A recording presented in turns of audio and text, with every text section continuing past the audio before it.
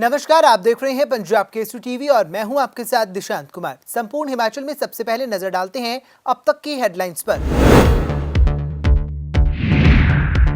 चंडीगढ़ पहुंचे मुख्यमंत्री जयराम ठाकुर। नगर निगम चुनाव में भाजपा के लिए किया प्रचार, लोगों से मांगे वोट, किया जीत का दावा।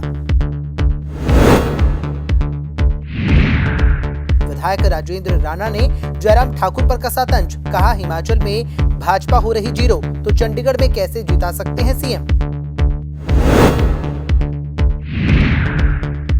प्रदेश में बैंक कर्मचारियों की हड़ताल जारी, बैंकों के निजीकरण के विरोध में सड़कों पर उतरे बैंक कर्मी, मांगे पूरी न होने पर दी अनिश्चितकालीन हड़ताल की चेतावनी।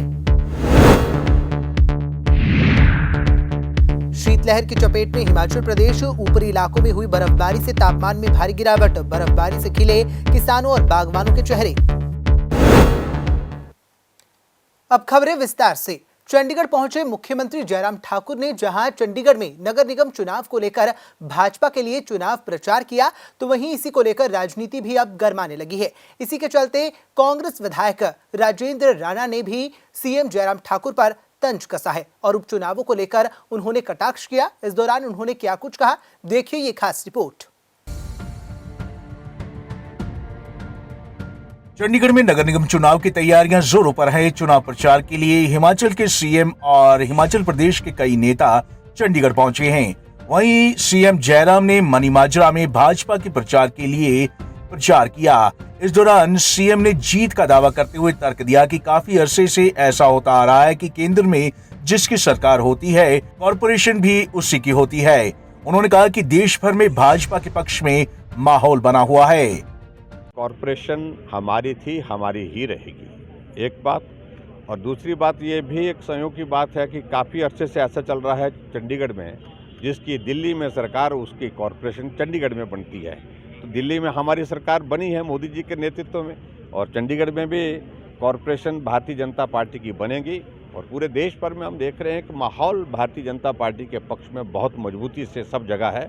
हर आदमी चाहता है कि देश को मजबूत नेतृत्व नरेंद्र मोदी जी का ये जो है वो मिला है, ये कायम रहना चाहिए, लंबे समय तक रहना चाहिए। और चंडीगढ़ के लोग भी इन्हीं भावनाओं के साथ हुआ भारतीय जनता पार्टी को जिताएं। दूसरी ओर चंडीगढ़ में निगम चुनावों के लिए कांग्रेस प्रभारी और हिमाचल के विधायक राजेंद्र राणा ने यहां भी सीएम पर निशाना साधने का मौका नहीं छोड़ा। राणा ने सीएम को उपचुनावों में मिली हार को याद दिलाते हुए कहा कि चंडीगढ़ की जनता पूछ रही है कि आप अपने प्रदेश में भाजपा की सीटें बचा नहीं सके तो चंडीगढ़ में भाजपा को कैसे जिताएंगे। हिमाचल की प्रदेश की बात तो हिमाचल प्रदेश के मुख्यमंत्री आए हैं, मुख्यमंत्री का मैं स्वागत करता हूं। परंतु चंडीगढ़ के लोग मुख्यमंत्री से पूछ रहे हैं कि आप में चंडीगढ़ में तो बीजेपी को जिताने के लिए आए हैं, तो हिमाचल प्रदेश में तो आप हार गए चारों की चारों सीटें, तो चंडीगढ़ में किस लिए जिताएंगे। हिमाचल प्रदेश में भारतीय जनता पार्टी का शून्य रिजल्ट रहा है, पूरी तरह सफाया हुआ है। और यही हाल चंडीगढ़ में भी होने वाला है, क्योंकि यहाँ पर कर्मचारी इस सरकार से तंग हैं, उनको मिलने वाले लाभ नहीं मिल रहे हैं। कर्मचारियों को जो 4000 मकान जो इन्होंने एडवर्टाइज किए थे, निकलने थे, वो जो 13 लाख रुपए का मकान देना था, आज 90 लाख रुपए उसका रेट कर दिया उन्होंने। और कर्मचारी तंग हैं, छोटा व्यापारी, बड़ा व्यापारी, मध्यम व्यापारी, सारे के सारे परेशान हैं इस सरकार से। और इसके अलावा जो है चंडीगढ़ में आप ये बताओ कि जब से बीजेपी की सरकार बनी है, चंडीगढ़ में एक प्रोजेक्ट बता दे बीजेपी के, कौन सा बड़ा प्रोजेक्ट है चंडीगढ़ के लिए लेके आए। होम डिपार्टमेंट के अंडर आता है चंडीगढ़, तो यहाँ पर कुछ नहीं हुआ है। लोगों को परेशानी मिली है, लोगों को महंगाई गिफ्ट में मिली है, लोगों को बेरोजगारी। राजेंद्र राणा ने सीएम जयराम को हिमाचल उपचुनाव में मिली हार याद दिलाकर भाजपा की दुखती रग पर हाथ रख दिया है। उन्होंने ये तक कह डाला कि अगर भाजपा ने काम किया होता तो मुख्यमंत्री को गली गली जाकर वोट नहीं मांगने पड़ते। खैर, नेताओं की जुबानी जंग तो 24 दिसंबर तक जारी रहेगी। जनता किस पार्टी को कॉरपोरेशन की कमान देगी, ये तो वक्त ही बताएगा। पंजाब केसरी टीवी के लिए चंडीगढ़ से भगवत सिंह की रिपोर्ट।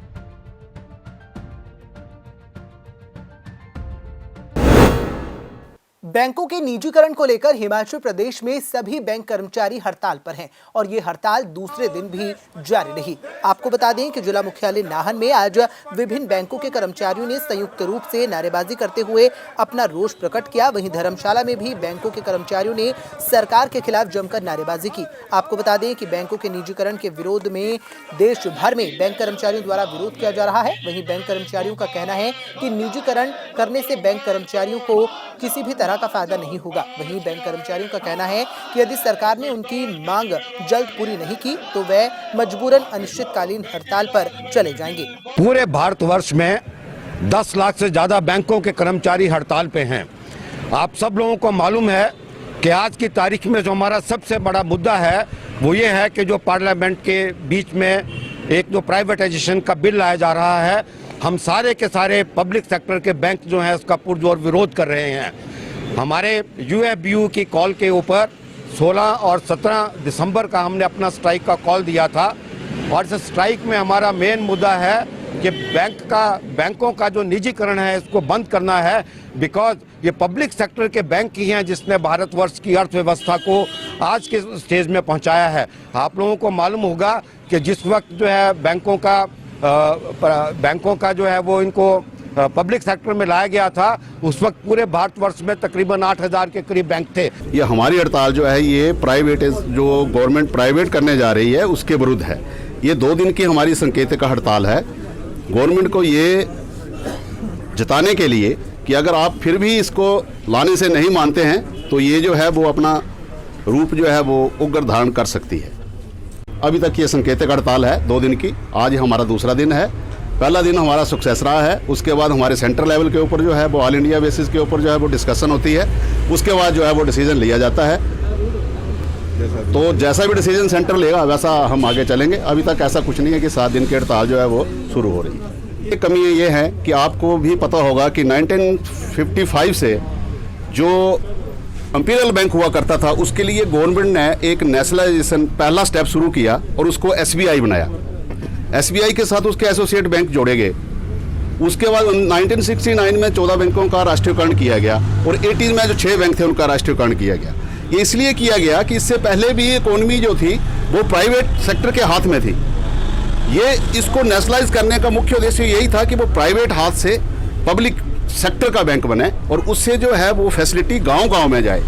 आपको भी पता होगा, मीडिया जो है वो भी जानता होगा कि देखो गांव में जो है वो सारी प्राइवेट सेक्टर की ब्रांचें हैं, पब्लिक सेक्टर की ब्रांचें हैं, प्राइवेट सेक्टर की कोई ब्रांच नहीं है। क्योंकि बैंक को कुछ ब्रांचें जो हैं वो लॉस पे भी चलानी पड़ती है पब्लिक को फैसिलिटी देने के लिए, इसलिए इसे राष्ट्रीयकृत बैंक कहा जाता है। हिमाचल प्रदेश में देर रात से ही ऊपरी इलाकों में लगातार भारी बर्फबारी हो रही है, जिसके चलते तापमान में भारी गिरावट देखने को मिली है। इसी के चलते चंबा जिला में भी देर रात भारी बर्फबारी देखने को मिली, जहां पर किसानों और बागवानों के चेहरे खिल उठे हैं। देखिए ये खास रिपोर्ट। चंबा जिला के चुरा इलाके में बीती देर रात भारी बर्फबारी हुई, जिसके चलते किसानों और बागवानों के चेहरे खिल गए। चुरा के अति दुर्गम इलाकों देवी कोठी और टीपा में 2 से 3 इंच तक देर रात बर्फबारी देखने को मिली। ग्रामीणों के मुताबिक ये बर्फबारी सेब की बागीचों और अन्य फसलों के लिए काफी बेहतर है। बता दें कि इन क्षेत्रों में सिंचाई की कोई सुविधा नहीं होती है। ऐसे में यहाँ पर रहने वाले किसान बागवान प्राकृतिक रूप से होने वाली बारिश और बर्फबारी पर ही सिंचाई के लिए निर्भर रहते हैं। इन दिनों बागवानों ने सेब के बगीचों में भी काम करना शुरू कर दिया है। ऐसे में जितनी अधिक बर्फबारी होती है उतना ही सेब के बागीचों के लिए बेहतर माना जाता है। बर्फबारी से कई तरह की बीमारियां खत्म हो जाती हैं। किसानों बागवानों का कहना है कि भारी बर्फबारी उनके लिए अच्छी है। कल जो बर्फबारी हुई है वो बहुत ही बढ़िया हुई है और वो किसानों के लिए, खासकर जो बागवान हैं इनके लिए बहुत ही अच्छी हुई है। बर्फबारी कम हुई है लेकिन बहुत ही अच्छी हुई है। तो मैं समझता हूँ आगे के लिए भी मौसम जो है वो इस क्षेत्र में ज़्यादा बर्फबारी हो और ये बर्फबारी जो है हमारे लिए पानी के लिए जो नेचुरल सोर्स हैं उनके लिए बहुत ही बढ़िया है। और मैं ये आगामी भी एक चाहता हूँ कि आगे जितनी भी बार पड़े ये हमारे लिए बहुत बहुत लाभदायी। जो कल बर्फबारी हुई ये बागवानी के लिए बहुत अच्छी है। हाँ जी, इस जो बर्फबारी से फसल भी अच्छी होगी। किसानों बागवानों को उम्मीद है कि आने वाले समय में और अच्छी बर्फबारी होगी। जितनी अधिक बर्फबारी होगी उतनी ही किसानों बागवानों की फसलों के लिए बेहतर होगा। साथ ही प्राकृतिक रूप से जल स्रोत में भी पानी की भरपाई हो जाती है और पानी की कोई कमी नहीं रहती है। पंजाब केसरी टीवी के लिए चंबा से मंजूर पठान की रिपोर्ट।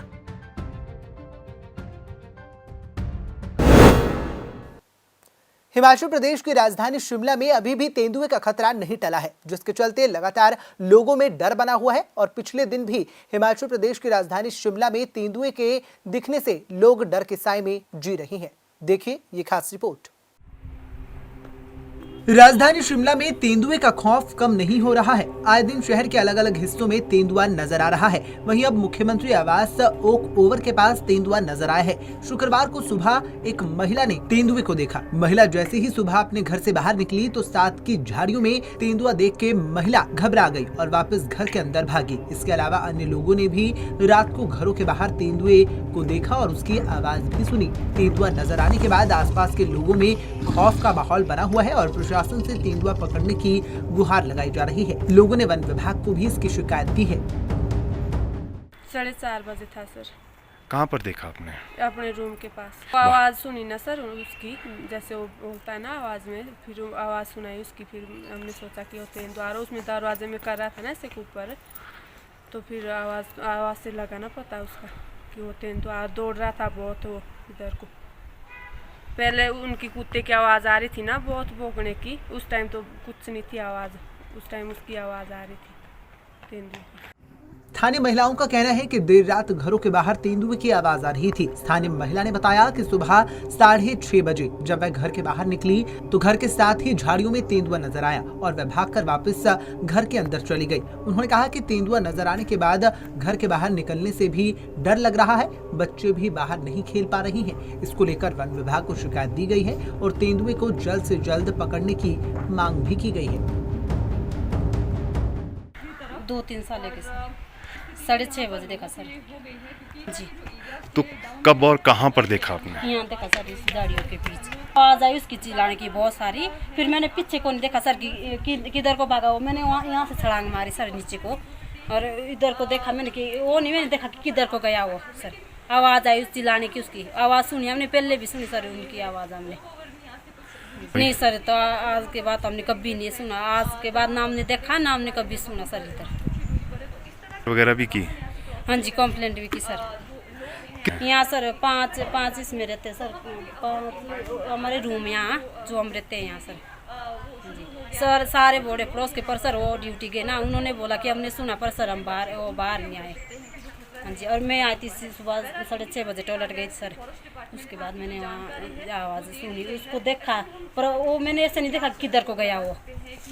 मैं तो सर भाग गई तब इधर को नीचे के अपने रूम की तरफ सर।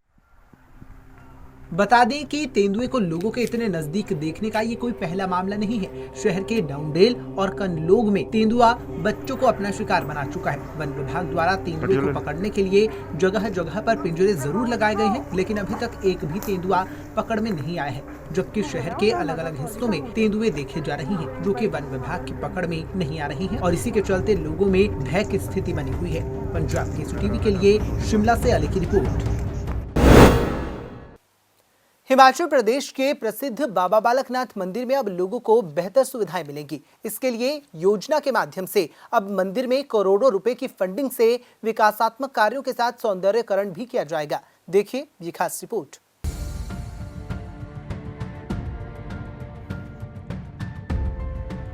उत्तरी भारत के प्रसिद्ध सिद्धपीठ बाबा बालकनाथ मंदिर में लाखों श्रद्धालुओं के लिए बेहतर सुविधा उपलब्ध होगी। एशियन डेवलपमेंट बैंक के करोड़ों रुपए की फंडिंग से मंदिर के सौंदर्यीकरण का काम किया जाएगा।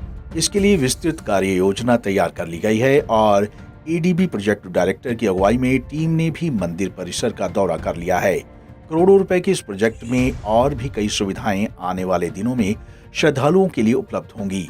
Project director ADB Manoj Sharma, SDM Badsal Shashipal, जिला सहायक पर्यटन अधिकारी रवि धीमान और मंदिर न्याय के ट्रस्टी के साथ राजस्व विभाग के अधिकारियों ने मंदिर परिसर का दौरा कर एक विस्तृत मास्टर प्लान तैयार किया है। ऐसे में अगर जिला प्रशासन हमीरपुर और पर्यटन विभाग की ये योजना धरातल पर उतरती है तो बाबा बालकनाथ सिद्धपीठ हिमाचल का पहला ऐसा धार्मिक स्थल होगा जहां पर श्रद्धालुओं के लिए सेल्फी पॉइंट और थिएटर सहित आधुनिक पार्किंग का निर्माण किया जाएगा। है जब मंदिर का जो हम एक टाइप से सौंदर्यकरण की बात कर सकते हैं, जब उसको जो उसकी जो पूरी मूलभूत सुविधाएं हैं जिसमें अगर कोई कमी है, कई टाइम से अगर छत उसकी चेंज नहीं हुई है, इस तरह की जो सुविधाएं आ रही उनको सभी एडीबी की टीम जो उसमें ध्यान में रखेगी और उसको करेगी। इस पर चर्चा हुई है।